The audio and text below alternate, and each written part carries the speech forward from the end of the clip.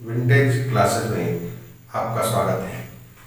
आज के क्लास में हम लोग बहुउद्देशीय नदी घाटी परियोजना के अंतर्गत दामोदर नदी घाटी परियोजना के संबंध में पढ़ेंगे। दामोदर नदी हुगली की सहायक नदी है और यह नदी झारखंड में छोटा नागपुर पठार से निकल के पश्चिम बंगाल में हुगली नदी से मिल जाती है। पश्चिम बंगाल में इस नदी के कारण बहुत अधिक हानि होती थी और इस कारण दामोदर नदी को बंगाल का शोक भी कहा जाता है, क्योंकि इसमें बहुत अधिक बाढ़ आने की संभावना रहती थी। इसकी जो घाटी है बहुत कटी फटी है और जिसके कारण इसमें जो है बाढ़ बहुत आती थी और उसका बंगाल के शोक के नाम से जानी जाती है। ठीक है, तो इस नदी की बाढ़ को रोकने के लिए एवं बहुत सारी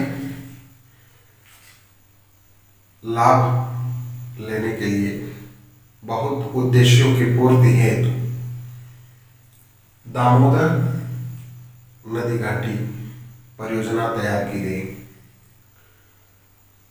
यह जो परियोजना है यह स्वतंत्र भारत की प्रथम परियोजना है। इस परियोजना के संबंध में केंद्र सरकार ने एवं बिहार, क्योंकि उस समय बिहार और झारखंड का विभाजन नहीं हो पाया था, तो उस समय बिहार सरकार ही थी 1948 में,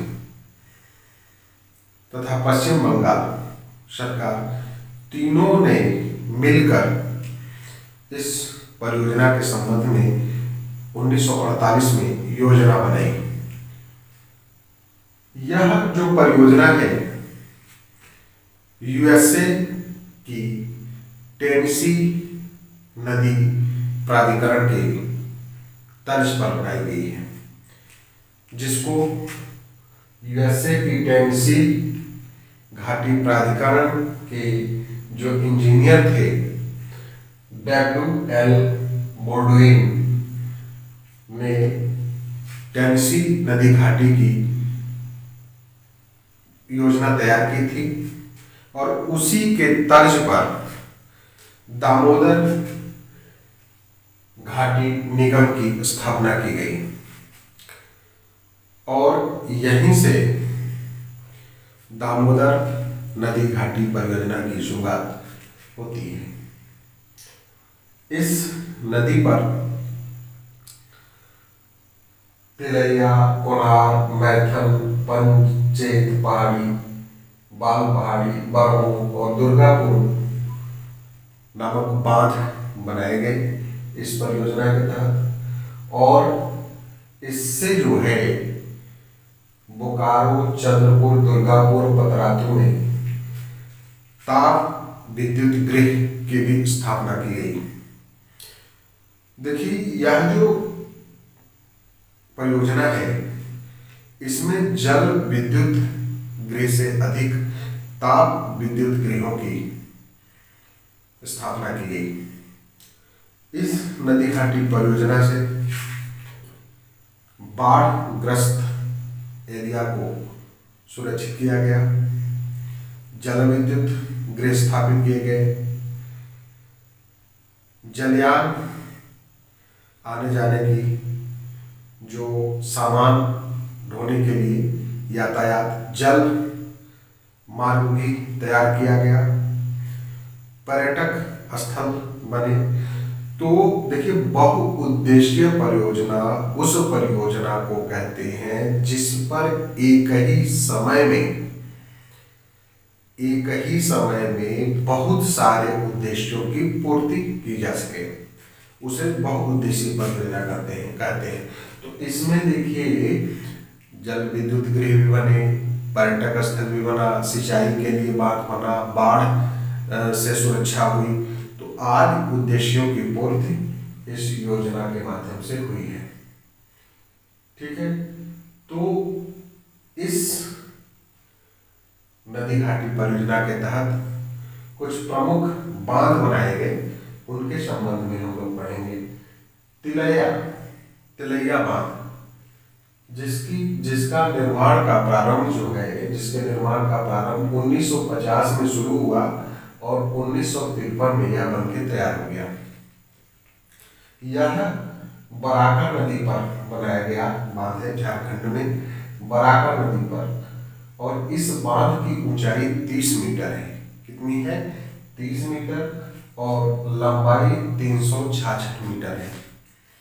यह जो तिलैया बांध है वो 30 मीटर ऊंचा और 366 मीटर लंबा है, जिसकी जल ग्रहण की क्षमता 39.5 करोड़ घन मीटर है। कितना है? 39.5 करोड़ घन मीटर जल ग्रहण की क्षमता है। इस बांध पर 2000 किलोवाट के 2 जल विद्युत संयंत्र लगाए गए हैं, जिससे 4000 किलोवाट बिजली प्राप्त की जाती है। ठीक है। और इस परियोजना से, इस बांध से 40,000 हेक्टेयर भूमि की सिंचाई होती है। तो इस तरह से यह जो है बांध के पानी को, ये जब जो जल जिसके कारण बाढ़ें आती थी उसको रोकने में सहायक हुई।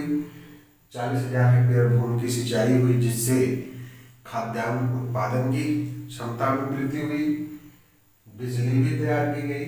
तो आदि उद्देश्यों की पूर्ति हो गई। उसके बाद हम लोग देखते हैं कोनार बांध। कोनार बांध, इसका प्रारंभ 1951 में हुआ, 51 में, और 1958 में यह बनके तैयार हो गया। यह हजारीबाग, झारखंड के हजारीबाग जिले में कोनार नदी पर इस बांध को बनाया गया है।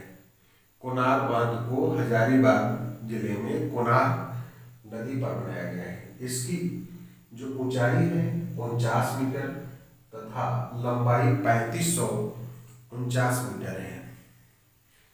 जल ग्रहण क्षमता 33.7 करोड़ घन मीटर है। कोनार बांध की जो जल ग्रहण की क्षमता है वह 33.7 करोड़ घन मीटर है। सिंचाई 45,600 हेक्टेयर भूमि की सिंचाई होती है और इससे 10 मेगावाट बिजली उत्पादित किया जाता है। इस बांध से, कोनार बांध से 10 मेगावाट बिजली उत्पादित किया जाता है। ठीक है। इसके बाद हम लोग आते हैं मैथन बांध पर। यहाँ देखिए मैथन बांध है। मैथन बांध का भी प्रारंभ 1951 में हुआ था और यह जो है 1958 में बनके तैयार हो गया था, सितंबर 1958 में। यह भी बराकर नदी पर ही है, लेकिन जहां पर बराकर नदी आके दामोदर नदी में मिलती है, उससे ठीक पहले, ठीक ऊपर इस बांध को बनाया गया है, मैथन बांध को। ठीक है।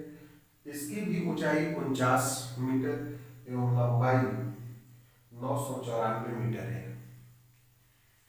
जल ग्रहण क्षमता 135.7 करोड़ घन मीटर, 135.7 करोड़ घन मीटर है और 60 मेगावाट बिजली इससे तैयार की जाती है। कोनार बांध से 60 मेगावाट बिजली। पंचेत बांध, इसका जो प्रारंभ है 1952 में हुआ और 1959 में यह बन के तैयार हो गया। यह जो है धनबाद जिले में, झारखंड के धनबाद जिले में स्थित है, दामोदर नदी पर इसको बनाया गया है। इसकी भी ऊंचाई 49 मीटर एवं लंबाई 2545 मीटर है। जल ग्रहण क्षमता इसकी 149.7 करोड़ घन मीटर एवं 40 मेगावाट इससे बिजली तैयार की जाती है। इस बांध से, पंचेत बांध से 40 मेगावाट बिजली तैयार की जाती है और 28 लाख हेक्टेयर भूमि की सिंचाई की जाती है। ठीक है, अब हम लोग आते हैं दुर्गापुर बैराज। इन चारों के लिए प्रमुख दुर्गापुर बैराज, यह जो है पश्चिम बंगाल में रानीगंज से 23 किलोमीटर दूरी पर इसको बनाया गया है। इसकी जो ऊंचाई है 12 मीटर एवं लंबाई 831 मीटर है। देखिए, इन चारों बांधों का पानी दुर्गापुर बैराज में आता है और यहीं से जो है नहरें निकालकर, यहीं से बहुत सारी नहरों को निकालकर आगे घाटी में पानी को छोड़ा जाता है और सिंचाई भी की जाती है। ठीक है, अब इस दुर्गापुर बैराज से 2480 किलोमीटर की नहरें निकाली गई हैं, जिससे पश्चिम बंगाल के बर्धमान, बांकुड़ा, हुगली और हावड़ा जिले के, ये 4 जिले, बर्धमान, बांकुड़ा, हुगली और हावड़ा के 4,17,000 हेक्टेयर भूमि की सिंचाई होती है। कितनी?